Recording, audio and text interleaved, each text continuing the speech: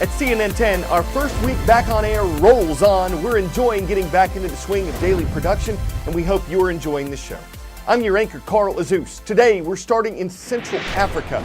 Earlier this year, in May, there was an outbreak of the deadly Ebola virus in the Democratic Republic of Congo. A little more than a month ago, the Congolese government declared that it was over. But then, just days later, the same country said there was a new outbreak and that this one's worse. The country's Ministry of Health says there are about 57 confirmed or probable cases of Ebola in the DRC. The new outbreak has already killed 41 people, according to the United Nations. There's no cure for Ebola. There is a vaccine that can help slow the spread of the disease. But a unique challenge for the Democratic Republic of Congo is that it's unstable. Rebel groups are fighting government forces, and it's not safe even for health officials to travel in certain areas where the Ebola virus may be spreading. It was supposed to have been a lesson the world had already learned. We expect, however, that the overall case count will rise in coming days to weeks. An epidemic that had already been tamed. This strain of Ebola carries with it the highest case fatality rate.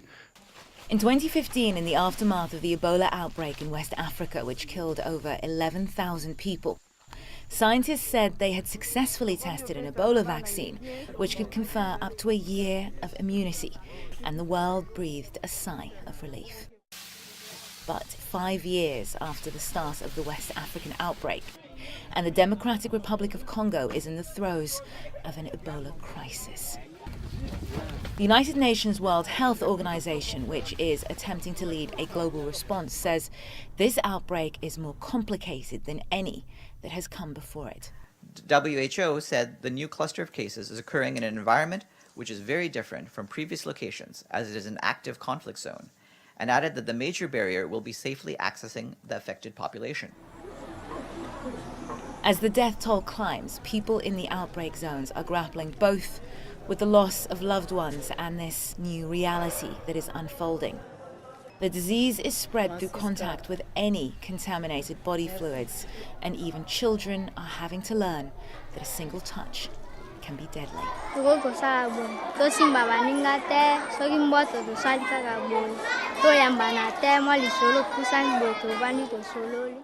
Moving north to the nation of Turkey, a financial crisis there is taking a toll on the nation's economy. Prices of everything from food to gasoline have been rising, but wages haven't, and that's creating problems for many people who live there. A big part of this has to do with the worsening relationship between Turkey and the United States. The U.S. wants Turkey to release an American named Andrew Brunson. He's a Christian pastor from North Carolina, but Brunson has lived and worked in Turkey for more than 23 years. He was arrested in 2016 after a group tried and failed to overthrow the Turkish government. Turkey has accused Pastor Brunson of supporting the group it blames for the failed coup attempt. The American Center for Law and Justice and the U.S. government say Brunson's done nothing wrong, but that he was arrested mainly because of his Christian faith. For months, the White House has pushed Turkey to release him. For months, Turkey has pushed the U.S. to extradite a Muslim cleric who's from Turkey but now lives in America. Turkey also blames him for being connected to the 2016 coup attempt. To increase pressure on Turkey, the U.S. has issued economic sanctions, penalties on the country. It's imposed heavy tariffs on goods that America imports from Turkey. Turkey has accused the U.S. of trying to stab it in the back and responded with tariffs on goods it imports from the U.S. All this has caused Turkey's currency, the lira, to weaken and inflation in Turkey to rise. 10-second trivia. Which of these inventions was funded with profits from print and bicycle shops? Potato chip, Ferris wheel, Otis safety elevator, or Wright flyer? It was the Wright brothers who worked as printers and bicycle mechanics, and they used what they had to fund the world's first flying machine. A new entry into the broadening field of flying cars faces many of the same challenges as its competition. You can't have a lot of passengers, or any in this case.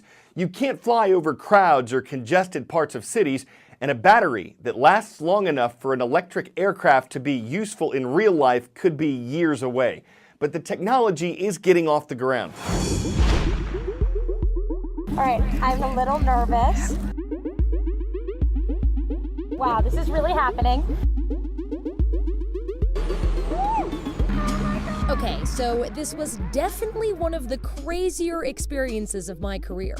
But what is this thing, and why am I flying it? Let's rewind a bit to 1903.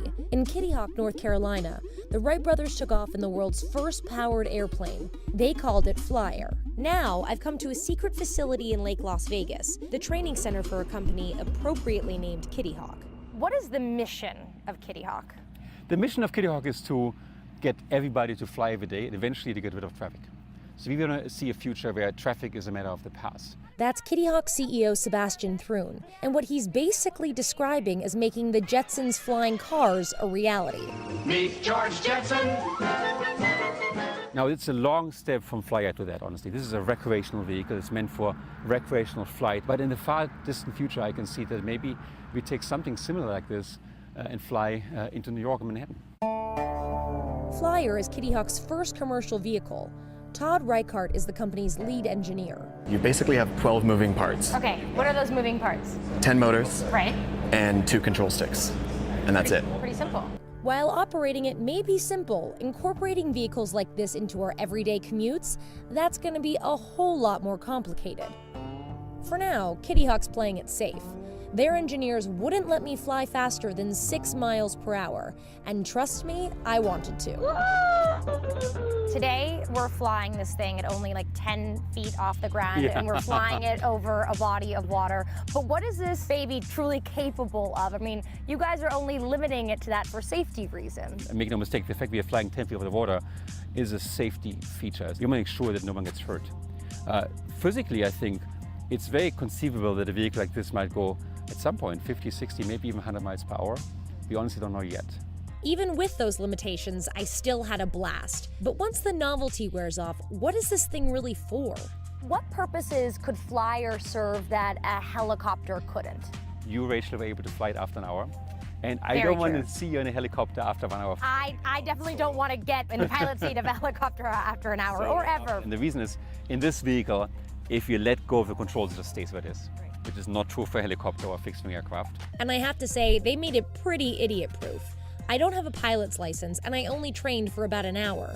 The goal is to take everything hard out of flying, basically to be able to give people an experience where it's super, super easy to fly. Right, because flying seems so scary and so complicated. Flying for the last century has been incredibly complicated, and it takes a long time to learn. This is transformational in terms of how accessible we can make flight. But in order for it to be truly transformational, people have to be willing to fly them. When most people think about flying cars, they're actually pretty scared and also very intrigued. The number one most important thing other than safety for us is societal acceptance. Will people be willing to fly on these devices, live next to a device like this that flies in your neighborhood and so on? And that's the reason why we opened this training center here in Lake Las Vegas. We're here to learn from you, to see your reaction, to see not just do you like flying it, but also would you be bothered if your next door neighbor flew something like this? But public acceptance is just one hurdle. Flyer's battery only lasts about 20 minutes, so for now, its applications are limited. Kitty Hawk's mission is to eradicate traffic. You can't do that with a recreational vehicle. We're on sort of a story arc from recreation to exploration to transportation. And we will have to evolve along the way. That was awesome!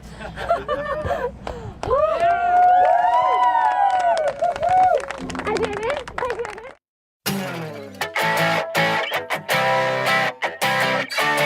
it! For 10 out of 10, the Tyrolean High Altitude Trail Challenge. As the name suggests, it's gonna be purty. It's through the Austrian and Italian Alps. It's also hard. This 124-mile trail usually takes hikers 10 to 12 days. An intrepid Italian set out to do it in just 48 hours. He ran the first half, but had to slow down afterward. And though it took him 57.5 hours to actually finish, he still set a record in the process. The runner who knows how to take a hike is said to be alpining away for another try. Seems he'll be Tyroling back there next summer when the snow's less a problem than terrain. This is CNN 10, where we know all about punishing challenges, and though we gotta hit the trail and run, we hope you'll set foot here again tomorrow.